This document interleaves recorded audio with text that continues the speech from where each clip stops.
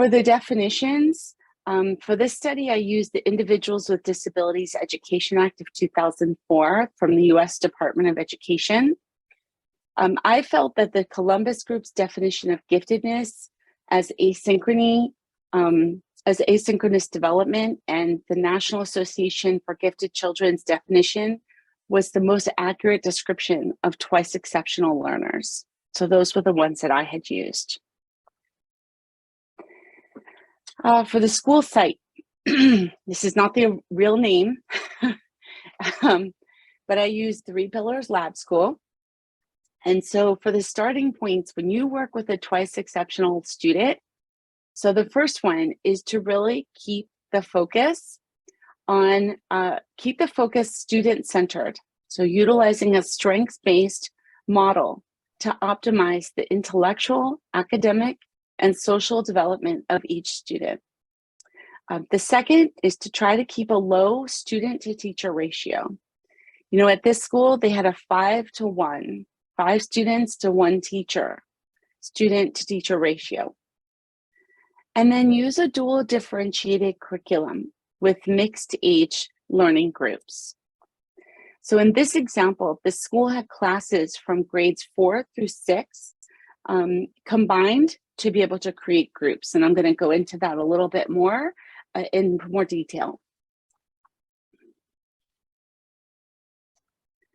I interviewed 2 teachers who taught 2E students full-time.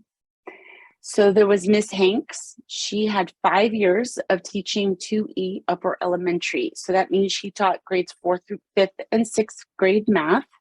And Mr. Clark, he had 8 years of teaching 2E students and then 1 year teaching in a public school. And I think that what was most interesting about these teachers was that neither of them were actually gifted or 2E. Just very neurotypical for both of them. And so they didn't have those experiences growing up and realizing like how important the teacher was in that experience and their psychosocial experiences. You know, as she said, for her growing up as a neurotypical student, teachers were just teachers. They didn't have that kind of impact for her. So that was very telling as well, the impact that teachers can have on a 2E student.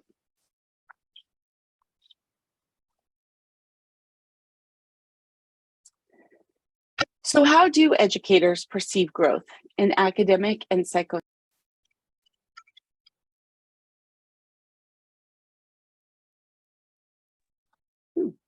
Okay. Twice exceptional is a huge concept. There we go. It encompasses a wide range of exceptionalities. This also includes levels of impairment as well as giftedness, right? If we look at autism alone, mild, moderate, severe, giftedness, gifted, highly gifted, profoundly gifted, right? So a lot of different ranges for both of these. We also know that each teacher expressed how their teaching and their priorities changed while they were teaching these students, and that 3 major themes emerged. One was teaching the whole child. 2, there were a lot of paradigm shifts in their pedagogy. And 3, they had to become a master of differentiation. So let's look at the first one, teaching the whole child. So what I found here was that trust, safety, and acceptance are absolutely so critical, paramount for perseverance and production. We want these kids to be able to produce work, but they know they have to work through the difficult times. So we want them to persevere. Trust is the only way that's going to happen. Looping. This is where they stay with the same teacher for 2 or more years. So that's what Noddings recommends, as well as other researchers too. And this is where they can build that relationship with the teacher. The third is communication, increasing that communication.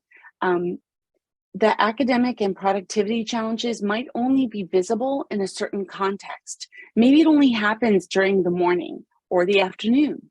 Maybe it only happens during math class, but not reading. So you may only see it, maybe only one teacher sees it during the day, but not the other teachers. So you have to increase the communication among the whole team. They used advisory groups. This is where teachers were meeting at least one time a week to discuss the challenges as well as the successes for the student. And then finally, assessments. These included core subjects, math, reading, science, of course, but they also included things like perseverance, resilience, self-advocacy, and self-awareness. As Mr. Clark stated, students who feel safe to take risks will potentially produce more work than when teacher is focused on curriculum development, assessment, and alignment with standards. So they will. And we know even as adults, when we trust the people that we work with, we're willing to take risks. So it's that same thing. So when you look at this figure on the right, if you take a look here, what I found was that these teachers who work specifically with 2E students, they went through this cycle over and over throughout the year, but then each year they also went through this. They needed to develop better relationships to develop the trust with their students. And so by developing better relationships, they wanted to help their students improve their communication skills. Okay, that's fair. They wanted their students to trust them. But by doing this, they also helped their student connect with the subject, whether it was math or humanities or writing. But by doing that and getting to know them better, their perceptions of that student changed. And when their perception of that student changed, whether it was about giftedness or disability, they matured as an educator. And as they matured as an educator, they developed better relationships. So this cycle keeps going. And each time they would go through this loop, not only did they continue to mature as an educator, but their students came up as well. And so it was really interesting because talking to them, you would have thought that they had been teaching students for 25 or 30 years, not 5 years. They were really master teachers when I spoke to them. It was very surprising. And I really believe that it was because of this cycle that they were going through. So let's keep going. Let's find out what else I learned. The next theme that had emerged from this study was the paradigm shift in pedagogy. Now, in her early years, Ms. Clark, she thought that she was supposed to teach as much curriculum, right, as much content as possible. Yet she learned that she had a greater impact than she had expected. She learned the importance of listening to her students because, as she said, they will show me where they need to go. And my job is just to listen to them, get excited about learning again, to make them happy about school again. So her role was to help her 2E students through the developmental transitions by giving them the tools they need to feel better prepared. She gives her students a chance to discuss their challenge areas and feel understood. Feeling understood allows them to comprehend and cope with their asynchronies. So as you can see, in the early years, the focus was on curriculum, just teaching content, just get the content to them. They also focused on homogeneous grouping. So all fourth grade, they all stay together. All the same level of math, they all have to stay together, right? They all stay together. Same with curriculum development. Mr. Clark said that he thought, oh, I have to develop my curriculum. I have to write my lessons, write them. And that's what I'm supposed to do. So that was what had happened in the early years. But what they both discovered was that as time went on, they shifted their perspectives. That when they discovered that it wasn't about delivering the teaching of the content all the time as much as possible, it was about communication. That homogeneous grouping really shifted to heterogeneous grouping. Maybe my 4th, 5th, and 6th graders who are all at the same math level, they need to work together. Same with my writers. Maybe it's about the subject area. So they started practicing a lot more heterogeneous grouping, not by age, not by grade level, not, but by the content or by the interest area. And then instead of just developing curriculum and writing lesson plans all the time, they focused a lot more on relationship development, identifying their strengths and the challenge areas. Ms. Clark also stated that she talks to her students about what they can do in the moment. Maybe when they're dysregulated, what can they do in that moment? When they're upset, or dysregulated, they discuss different things, or she models how they can advocate for themselves. She views herself as a facilitator for her student success. So what do you do when your students are not gifted in that subject area that you teach? That's a tough one, because we know that not every student is gifted every area. Well, so there's a lot of distinct roles. These distinct roles are defined by whether or not your students are gifted in that subject area. If giftedness does not align with the subject matter, the teacher must shift the goals to understanding and empathy. The teacher must acknowledge that this subject may not be the most fun or comfortable for the student, but help students find the general sense of value. Maybe you have a student who's very gifted in math, but doesn't like English or reading or writing, let's say, but you have to help them find the value. So of course, you're going to begin with empathy, help them find the value in the subject. Now, here's where you come in as the adult, as the teacher. You have more experience with life. This is how you can help them make connections to their area of interest. They don't have enough experience with life. So that's how you can help them make those connections. Encourage success in non-gifted areas, because some gifts emerge over time.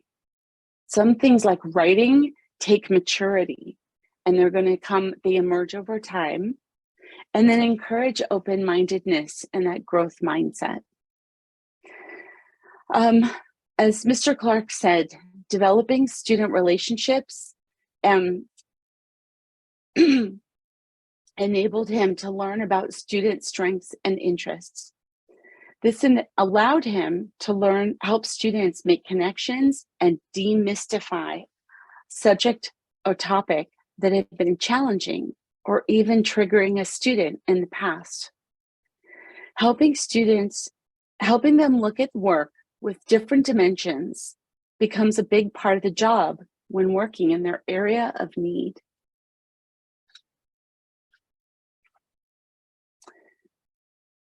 So how do you differentiate or provide choice or accommodations or self-advocacy? Well, I'm going to give you some examples. So the first is to tailor the student's schedule. So here is where you can provide accommodation. Taking maybe the most academically, socially, emotionally challenging class, have them take it at a different time of the day. So there was one example I'm going to give you in a moment about a gifted writer. She really struggled with the science class that she had to take. But if she took science later in the day and took humanities earlier in the day, the humanities class was her strength. That built her confidence up. So if she took that earlier in the day, before science, she could handle the science class. She built up her confidence. So tailor their schedule. The second is to provide choice. Again, here's a previously reluctant student. This writer, she became, well, this is a student who was gifted in math. They became engaged in a writing assignment when provided choice to analyze a myth from a modern culture rather than an ancient culture. So they had to write. This was a kid who really struggled with writing. And so Mr. Clark told them, well, what about the Marvel Universe? Those are all myths. So Mr. Clark explained, as long as they could find a theme, identify symbols, make inferences about what the author is trying to teach us about the world, you can use somebody from the Marvel Universe. And they were so excited, like, wait, what? Okay, I want to do this. That's what I want to do. The third is opportunities for self-advocacy. So here, other students may ask if they can utilize this out-of-the-box option for their assignment. They might not have asked for that option if they had not heard it offered to another student. Students had opportunities to self-advocate. They were better engaged, producing additional work because they found a more interesting topic for their project. And Mr. Clark even said that even though they had the choice, some of them still went back to writing about an ancient myth rather than the Marvel Universe. But the idea of having choice gave them empowerment. So that was another way of approaching this. So here's another example. Here we go. So one example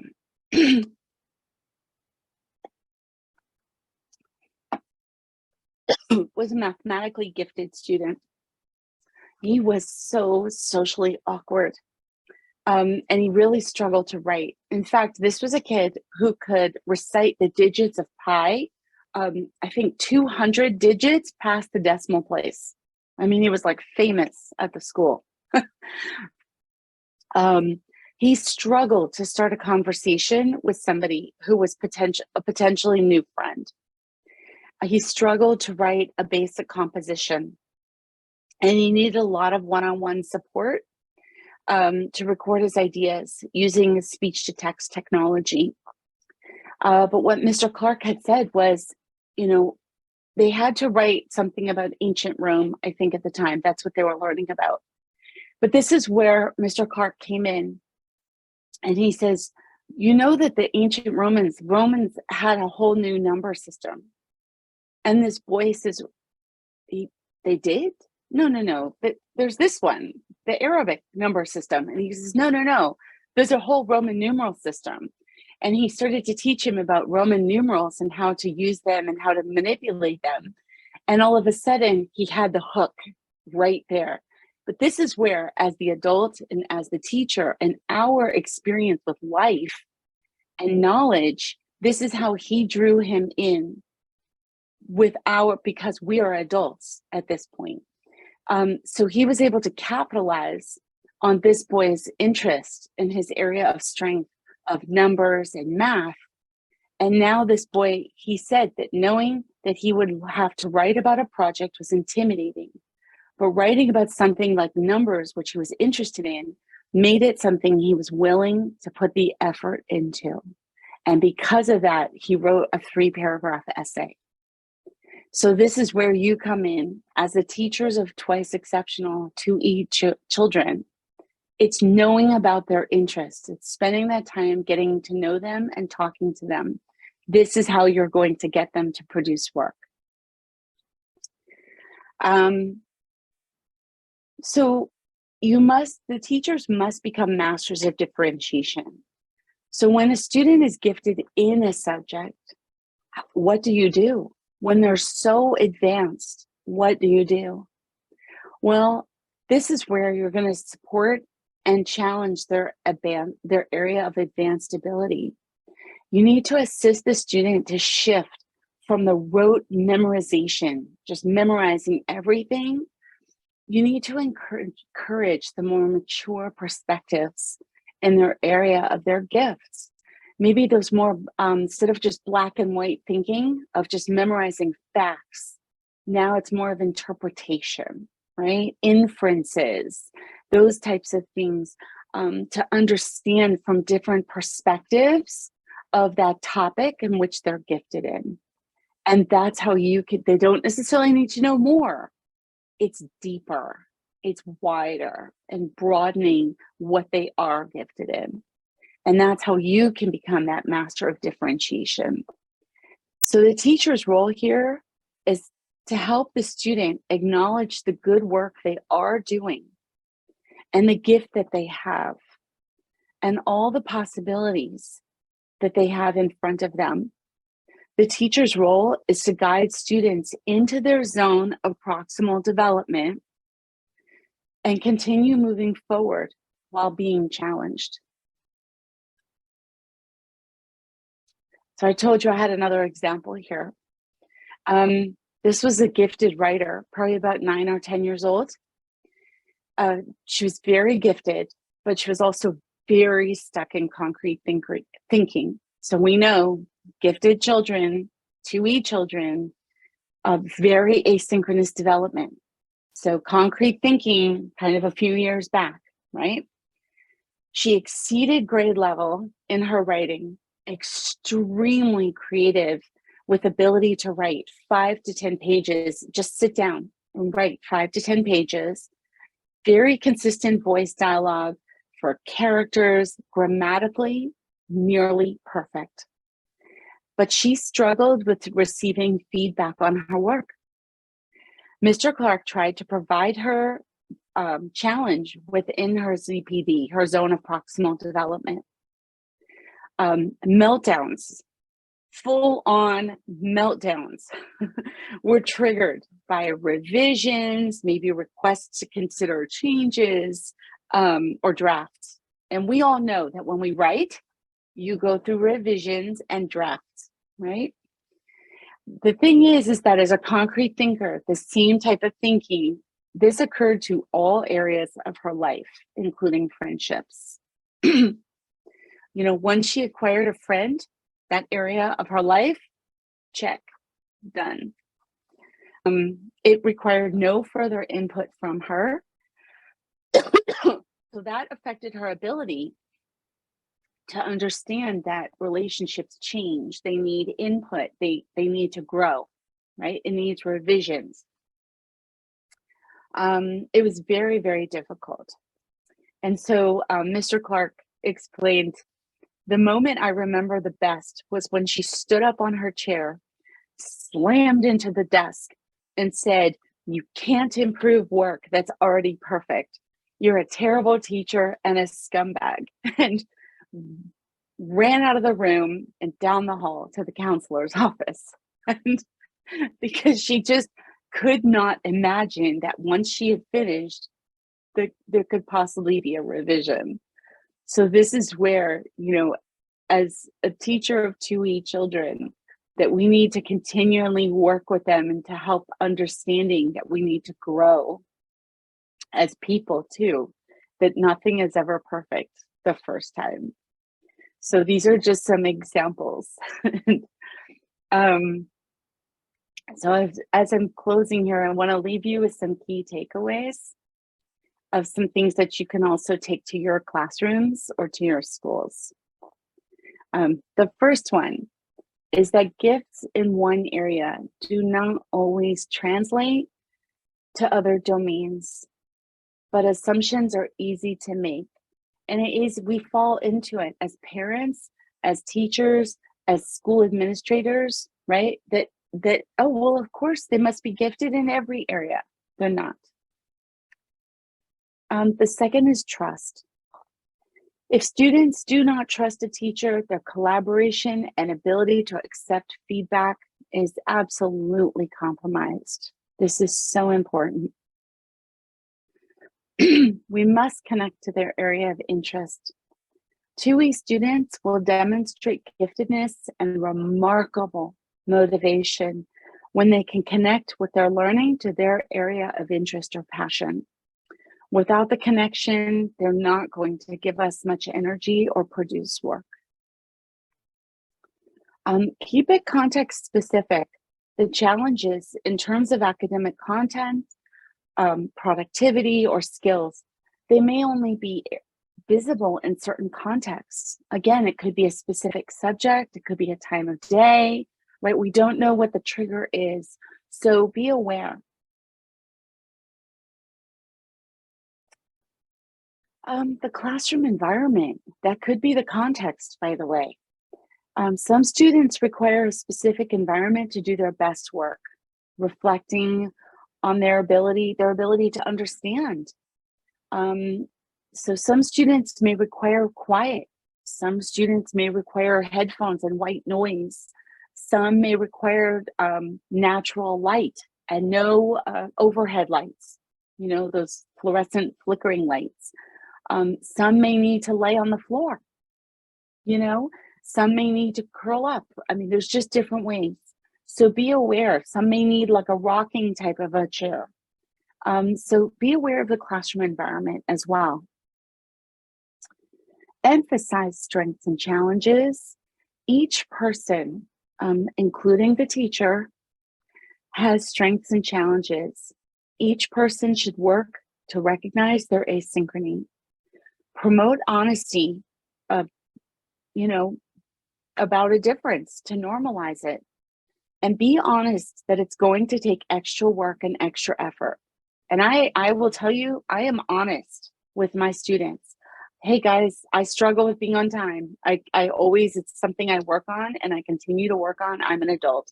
Just because I finished school does not mean that I don't continue to work on things. They need to know this, that adults continue to work on things too. Communication is absolutely key. Reach out to parents and other teachers. In the past, current teachers, reach out to them to learn about potential triggers and successes in different contexts.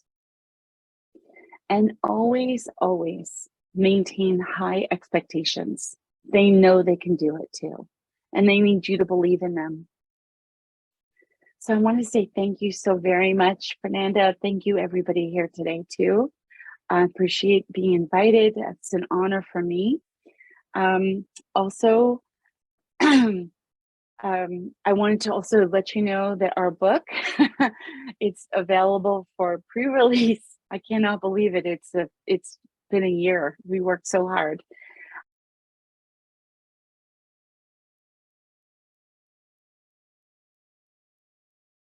It was my pleasure and an honor to share some of my research with you all. Thank you, Fernanda, for inviting me. Thank you.